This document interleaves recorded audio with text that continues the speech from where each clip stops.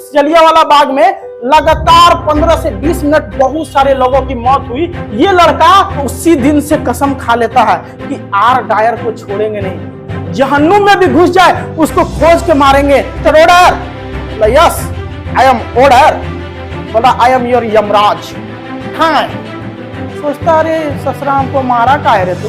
याद करो 13 अप्रैल 1919 जलियांवाले बाग में तुमने हमारे 2079 लोगों को मारा था, अंधाधुंध गोलियां चलवाई थी, तुम्हारे ही आदेश पे सब काम हुआ था, कातिल तुम ही था, वो लोग तो खाली जरिया था। इतना दिन बाद काहे बदला लिया? 21 साल बाद तुम्हारा आंख खुला। बोला यमराज को कॉल किए थे, लेकिन यमराज बार बार बोल रहे थे अभी उसका टाइम नहीं आया है, भिखमंगा है सब इंग्लैंड वाला।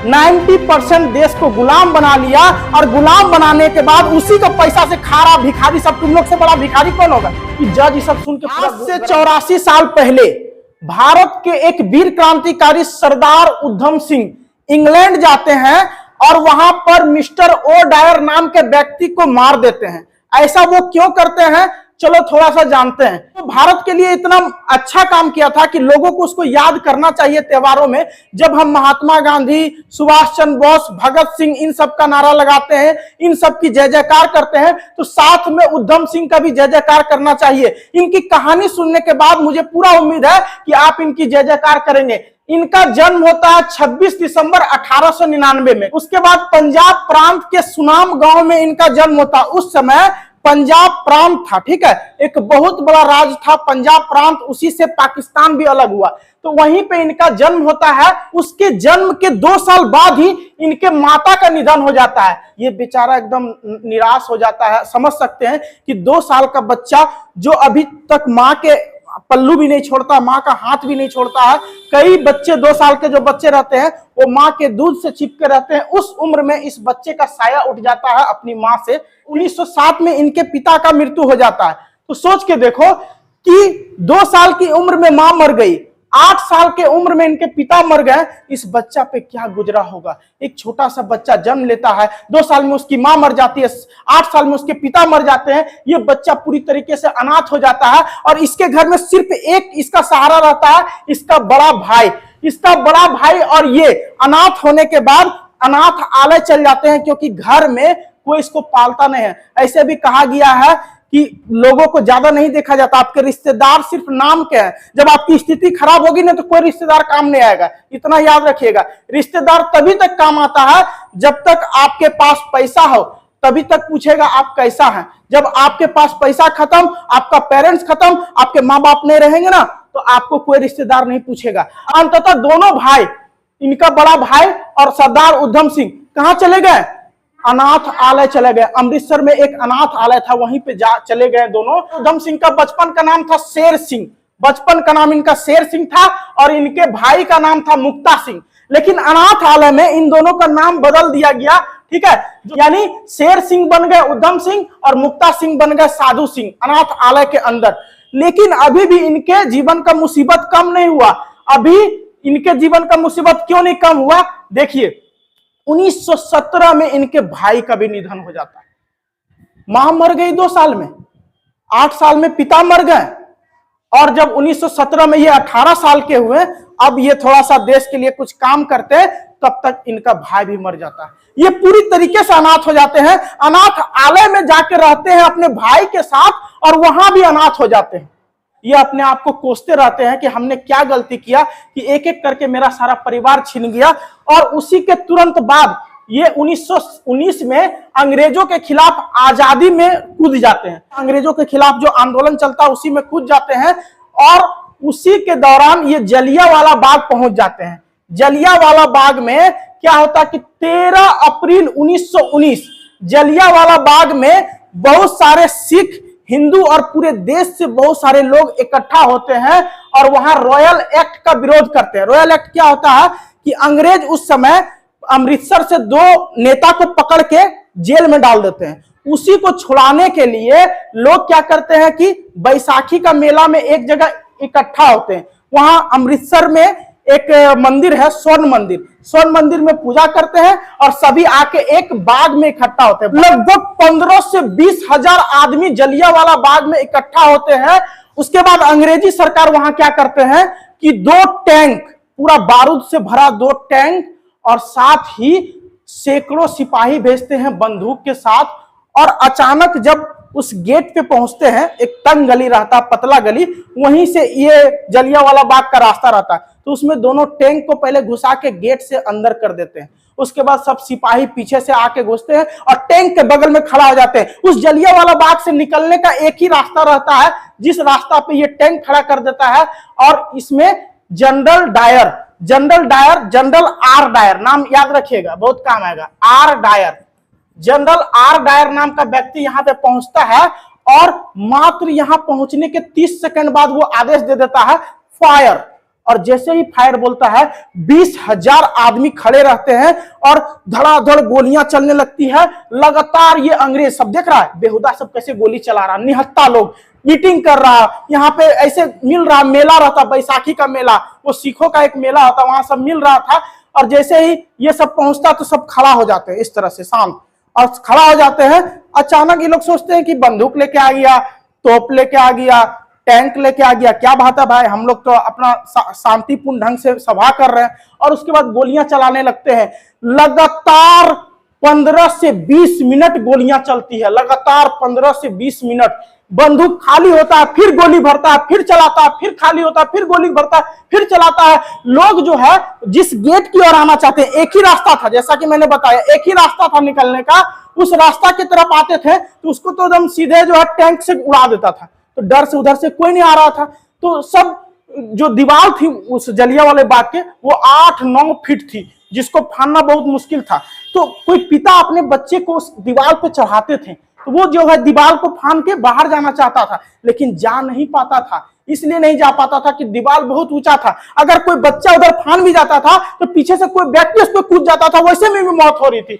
यानी इस जलियांवाला बाग में लगातार 15 से 20 मिनट बहुत सारे लोगों की मौत हुई।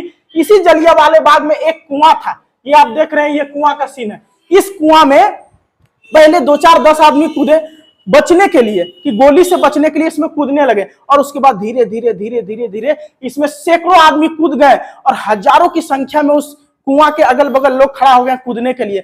अब उसमें जो आदमी कूदे थे 10, 20, 50, 100, उसके ऊपर जब आदमी कूद रहे थे तो पूरा कुआं भरने लगा और लाशों के ढेर से पूरा कुआं भर गया। क्योंकि अंग्रेज उसमें भी फायरिंग कर रहे थे, उसमें भी तोप का गोला गिरा रहे थे कि एक भी आदमी बचना नहीं चाहिए। सोचो कितना क्रूर व्यक्ति है, निहत्थे लोग थे, ना इन लोग के पास बंदूक था ना गोली था, और फिर भी लगातार वार पे वार करते जा रहे थे। जलियांवाले बाग में उस दिन लगभग 2000 लोगों का मौत हुआ और कई हजार लोग घायल हो गए, जबकि आंकड़ा में बताता अंग्रेज के 200-250 आदमी मरा था। बताओ, लगातार 20 मिनट गोली मारेगा, 200-250 आदमी मरेगा, और बहुत सारे अभी तक आंकड़ा साफ नहीं हो पाया कि उस दिन कितना आदमी का मौत हुआ। लेकिन फिर भी एक अंदाजा 1500 से 2000 के बीच में यहाँ पे लोगों की मौत हुई थी, और बहुत सारे लोग घायल हुए जो बाद में मर गए थे हॉस्पिटल के दौरान। इसी बाग में एक 19-20 साल का बच्चा था, जिसका नाम था सरदार उधम सिंह। क्या नाम था? ये बेचारा गरीब था, उस बाग में लोगों को पानी पिला रहा था। जो सभा में बैठा हुआ था, लोगों को पानी बांट रहा था, पानी पिला रहा था, और सभा को सुन भी रहा था, क्योंकि उसी समय इसने क्रांतिकारी को ज्वाइन किया। और उसके बाद अचानक जब गोलियां चलने लगती है तो ये क्या करता, इधर उधर छिपता है। निहत्था था, किसी के पास कुछ था नहीं, सारा चीज को देख रहा था ये लड़का। मात्र 19-20 साल का लड़का सारा चीज को देख रहा था। जबकि कुछ लोग बताते हैं कि उस समय इसका उम्र 5 साल था, कुछ लोग बताते हैं उस समय इसका उम्र 14 साल था। आप ही अंदाजा लगा, इसका जन्म हुआ 1899 में, और उसके बाद ये जलियांवाला बाग हुआ था 1919 में। तो लगभग 19-20 साल के थे ना। तो कोई बोलता 5 साल का बच्चा था, कोई बोलता 14 साल का बच्चा था, पता नहीं उन लोग का दिमाग कहां रहता है। ठीक है, तो ये लगभग 19-20 साल का था, 20 पूरा नहीं था, 19 साल कुछ महीना हुआ था। ठीक है, उस समय ये लड़का वहां सब चीज देख रहा था।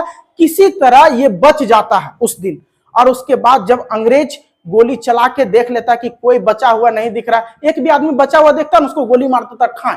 जब संतुष्ट हो जाता, बेचारा मूर्छित होकर पड़ा रहता है किसी भीड़ में, तो वो अंग्रेज जब जाता है तो लाशों को बाहर करने का काम होता है। उस समय जितने लोग बच जाते हैं, 20,000 लोग थे तो 2-2,500 लोग मारे गए। बाकी जो बच जाते हैं सभी लाशों को क्या कर रहे थे, गेट से बाहर कर रहे थे ताकि अंतिम संस्कार करना था। तो ये लड़का भी उस समय लाशों को उठा उठा के बाहर कर रहा था, सरदार उधम सिंह। और उसी समय सभी लाशों को जब खून से लथपथ देख रहा था, सहम गया बेचारा। और उसी दिन वहां की मिट्टी को उठाया, खून से भरी मिट्टी, और कसम खाया कि इन अंग्रेजों को हम छोड़ेंगे नहीं। सारे सैनिक को तो नहीं मार पाएंगे, लेकिन जो इसका आदेश दिया उसको हम कतई नहीं छोड़ेंगे। उसके बाद जनरल आर डायर अपने सेना के साथ फिर वापस चले जाते हैं। ठीक है, और उसके बाद क्या होता है आगे देखिए। ये लड़का जो है वो उसी दिन से कसम खा लेता है कि आर डायर को छोड़ेंगे नहीं। मिस्टर आर डायर जहां भी है, जहन्नुम में भी घुस जाए उसको खोज के मारेंगे, क्योंकि उसने जलियांवाला बाग में हमारे निहत्थे भाइयों का, बहनों का, पता मात्र एक 6-7 सप्ताह का बच्चा था, लगभग 1.5 महीना का बच्चा, उसको गोली से मार दिया उन अंग्रेजों ने। उसके बाद बहुत सारी महिलाएं थी, छोटे छोटे बच्चे थे, सब उस मेला में सम्मिलित थे। एक बैसाखी का मेला होता है, महिलाओं को, बच्चों को, बूढ़ों को, बूढ़ी को, सभी को मारा उस दिन जो जो वहां पे था, किसी पे रहम नहीं किया। सोचो अंग्रेज कैसे लोग हैं, मतलब कम से कम देखना चाहिए कि जो यंग आदमी जो हमसे लड़ने आ रहा है उसको मारेंगे नहीं, अंदाजों गोली चला रहा बेहुदा सब। ठीक है, उसके बाद ये उसी दिन कसम खाया कि हम छोड़ेंगे नहीं, और उसी दिन से यह तलाश में लग गया कि कौन कौन इस केस में शामिल है। तो इनको पता चला मिस्टर आर डायर नाम का एक व्यक्ति था जो उस समय आदेश दिया था फायर, और फायर जैसे बोला तैसे सब सैनिक उसका गोली चलाने लगा। ठीक है, और ओ डायर वहां का जनरल था, पंजाब प्रांत का उस समय जनरल था, यानी मुख्यमंत्री आप मान सकते हैं। हर राज्य में मुख्यमंत्री होता है ना, जैसे बिहार का भी नीतीश कुमार है, तो उस समय पंजाब का ओ डायर था। कौन था? तो ओ डायर ने आर डायर को भेजा अपने सैनिकों के साथ। मान लो सेना अध्यक्ष होगा आर डायर, तो उसको भेजा, लेकिन आदेश कौन दिया था? अगर मुख्यमंत्री किसी चीज का आदेश दे कि जाइए वहां पे इस तरह का कांड कीजिए, तो सारा गलती किसका होता? देखो, कातिल तो यही था, बाकी सब खाली जरिया था। जितना सैनिक था, आर डायर था, सब जरिया था। ओरिजिनल कातिल कौन था? O Dyer. अब ये सोचा ओ डायर को तो मारवे करेंगे, आर डायर को भी मारेंगे, लेकिन आर डायर 1927 में मर गया, अपने से बीमारी हो गया, लकवा मार दिया, थरथरा के मर गया। भगवान उसको सजा दे दिया, बोला तुम भारतीयों को मारेगा, भारत में सजा दे दिया। 1927 में कौन मर गया? आर डायर, जो बोला था फायर, भगवान ने उसको कर दिया फायर। लगभग इस घटना के 8 साल बाद 1927 में। उसके बाद ये बोला अच्छा एगो तो गया, अब एगो बचा, बेटा ओकरो नहीं छोड़ेंगे, जहां होगा जहन्नुम में भी होगा, ढूंढ के मारेंगे। इसी कारण से ये व्यक्ति, यही है सरदार उधम सिंह, ये हर जगह तलाश करने लगा। अमेरिका गया, सुनता था कि वो अमेरिका गया, वहां बहुत सारा पैसा कमाया, गाड़ी खरीदा, नौकरी किया, लेकिन उसके बाद वो चला आया वहां से, बोला अब हम बदला लेंगे। उसके बाद अफ्रीका गया, कई देशों में ये घूमे, 3-4 देशों में घूमे। उसके बाद अंततः 1934 में कहां पहुंच गए? इंग्लैंड, लंदन पहुंच गए। लंदन का 9 एल्डर स्ट्रीट कमर्शियल रोड में ये पहुंचे। 9 एल्डर स्ट्रीट कमर्शियल रोड में ये पहुंच गए, वहीं इनका पता था, वहीं ये रहने लगे 1934 में जाके। उसके बाद वहां ये वेटर का काम किए, होटल में वेटर का, पैसा का कमी हो गया था। इंडिया में जब ये रह रहे थे तो कारपेंटर का काम किए। काम ये इसीलिए कर रहे थे कि इनका एक के उद्देश्य बचा था, ओ डायर और आर डायर को मारेंगे चाहे जो हो जाए। और इसी, क्योंकि इनका तो कोई बचा नहीं था, माँ खत्म, पिताजी खत्म, भाई खत्म, अनाथ हो गया था। बोला मेरा एक ही उद्देश्य है पूरे जीवन का कि हम मिस्टर ओ डायर और आर डायर को मारेंगे। तो आर डायर तो मर गया, ओ डायर बचा, तो उसी के लिए कमा रहा था। तो इंडिया में कारपेंटर का काम किया, बढ़ई का। उसके बाद जब ये वहां पे पहुंचा इंग्लैंड, तो वहां ये वेटर का काम किया जब पैसा घटने लगा। और उसी वेटर का काम करते करते, इंटेलिजेंट था, अमेरिका जाके पढ़ा था, इंटेलिजेंट व्यक्ति था, तो वेटर का काम किया। ठीक है, उसके बाद कार खरीदा, ये देखिए कार खरीदा। उसके बाद एक 6 गोली वाला बंदूक खरीदा, रिवॉल्वर। और उसके बाद एक दिन क्या होता है कि मिस्टर ओ डायर नजर आ जाता है इसको। ठीक है, 1935-36 में नजर आ जाता है और बोलता मार देते, लेकिन फिर मन में सोचता ना, ये भरी सभा में हमारे आदमियों को मारा जलियांवाला बाग में, हम भी इसको भरी सभा में मारेंगे, भीड़ में, सबके सामने, क्योंकि हम हिंदुस्तानी है। हम चोरी छिपे पीठ पे सीना, मतलब पीठ पे वार नहीं करते, जब भी करते सीना पे करते, और भीड़ में मारा तो भीड़ में मारेंगे, जैसा तुमने मारा वैसा बदला लेंगे। और अंततः ये क्या करता है कि कई बार इसको देखता है, ओ डायर को पता चल जाता है इसका, कई बार देखता लेकिन नहीं मारता।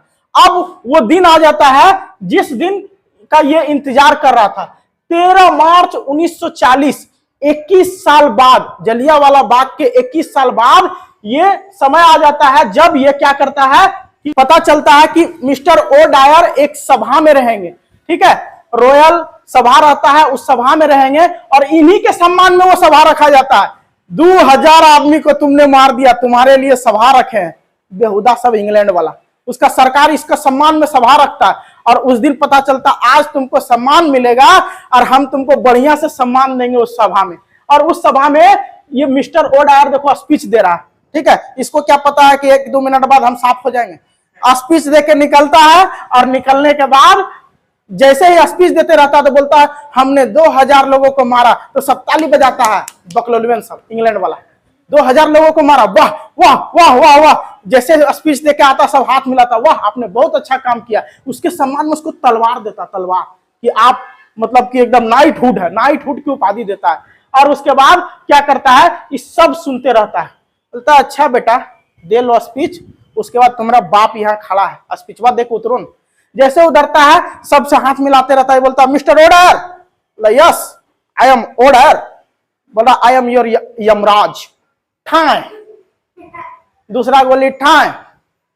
सोचता अरे ससुरा हमको मारा का है रे तू, बोलता तुमको इसलिए मारे, याद करो 13 अप्रैल 1919 जलियांवाले बाग में तुमने हमारे 2000 निहत्थे लोगों को मारा था, अंधाधुन गोलियां चलवाई थी, तुम्हारे ही आदेश पे सब काम हुआ था, कातिल तुम ही था, वो लोग तो खाली जरिया था, इसलिए हम तो कातिल को ढूंढ रहे थे, आज मिल गया, अब तुमको मार दिए। उसका तीसरा गोली बोलते बोलते मार देता है, खत्म हो जाता है। उसके बाद डर से वहां पे 2-3 गोली चलाता तो डर से कोई नहीं आता, बोलता अरे इतना बड़ा अधिकारी को मार दिया, हम लोग क्या है? तो सब सैनिक सब डर से एने ओने भागता, देख रहा सब एने ओने भाग रहा, मारा गोली ठाई से मारता है, मिस्टर ओ डायर खत्म, और सब जो सैनिक है वो डर से एने ओने, भीड़ पूरा तितिर बितिर हो जाता है। इसका निशाना पे 2 आदमी और था, लेकिन भीड़ इधर उधर हो गया, इसीलिए बोला पहले ओ डायरवा को मारते हैं, तो ओ डायर को मार दिया। उसके बाद सैनिक सब को बुलाता है, आओ बंदूक ले लो, डरे से कोई नहीं आता, कहीं सामने बुला के ठाई से मार न दे,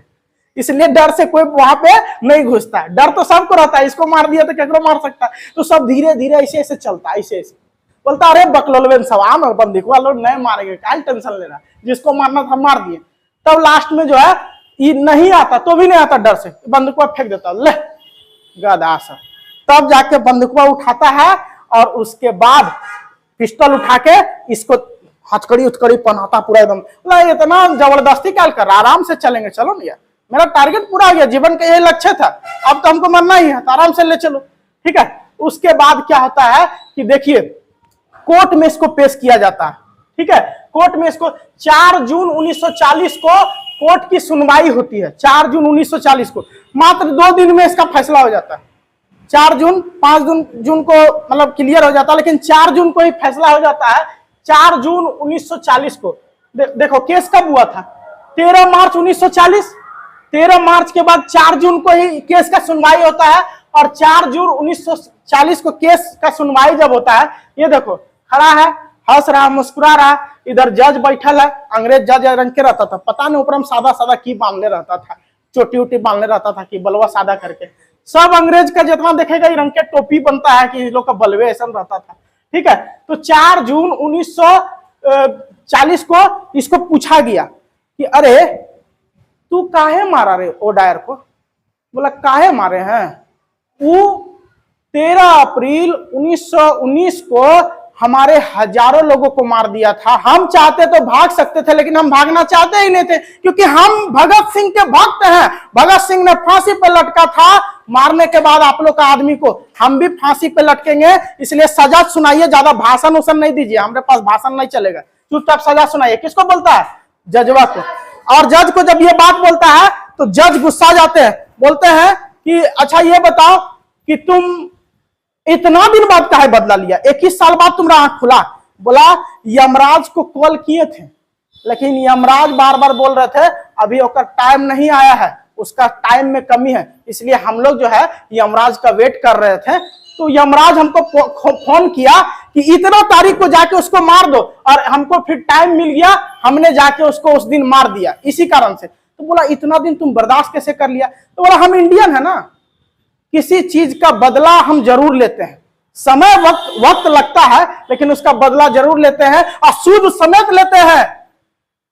8 डरवा तो मर गया था, ओकरो मारते हैं, लेकिन वो डरवा बचल रहा है, और हम सूद समेत बदला लेने आए हैं। इसीलिए हम चाहते थे इसको कभी भी मार सकते थे, क्योंकि इसका पता हमको पहले चल गया, लेकिन इसने भरी सभा में हमारे लोगों को मारा था, इसलिए भरी सभा में हमने आर डायर को मारा और भागे नहीं। ये लोग तो मार के वहां से निकल गया, हम भागे नहीं, हम सीधा सैनिक को बोले तुम्हारा सैनिक में सब डरपोक हमको आके पकड़ने रहा था, लास्ट में हम बंदूक फेंके तब हमको पकड़ा।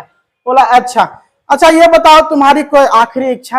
बोला हमारा आखिरी इच्छा पूरा क्या करेंगे, हम कुछ बोलना चाहते हैं, उसको बस सुनने का आप में क्षमता है तो सुनिए। तो बोला सुना। तो बोला अंग्रेज दुनिया का सबसे कायर व्यक्ति है, भिखारी है, भिखमंगा है सब इंग्लैंड वाला। 90% देश को गुलाम बना लिया, और गुलाम बनाने के बाद उसी का पैसा से खा रहा भिखारी सब। तुम लोग से बड़ा भिखारी कौन होगा? ये जज ये सब सुन के पूरा गर्म हो गया। तो क्या क्या बोल रहा?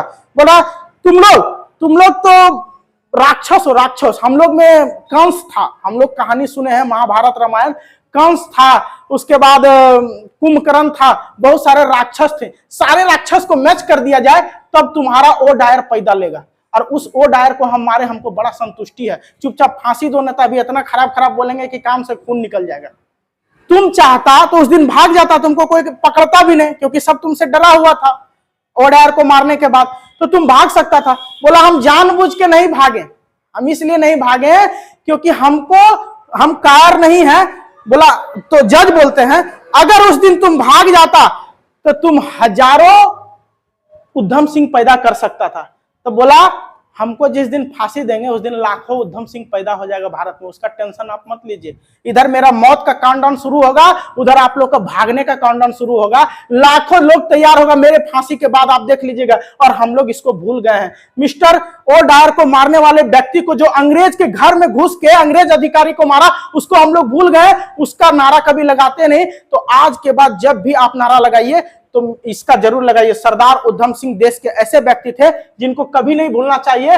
और इनका जो जेल था जहां पे इसे फांसी लगा था, वो लंदन की पेंटविलन जेल था, जिस समय ये वहां पे अपनी फांसी को स्वीकार किए थे और बोले थे कोई जल्लाद हमको फांसी नहीं दो, हम अपने से ले लेंगे। हम बोले नहीं, ये भगत सिंह का चेला थे, लेकिन फिर भी इसको तरीके से फांसी दिया गया। और उसके बाद 1974 में इसका जो दाह संस्कार होता है, इसका क्या बोलते हैं उसको, अस्थि, इनकी अस्थि को 1974 में भारत लाया गया। इनके किताब और बंदूक अभी भी इंग्लैंड में है, उसको लाने का बात चल रहा है, उसको लाएगा, उस दिन बड़ा मजा आएगा। तो उम्मीद है कि आपको इनकी कहानी बहुत अच्छी लगी होगी। ऐसे वीर सपूत का हम लोग हर राष्ट्रीय त्योहार में नाम लेंगे, जिस तरह गांधी जी का नाम लेते हैं इनका भी नाम लेंगे। तो दोस्तों उम्मीद है यह वीडियो आपको पसंद आया होगा।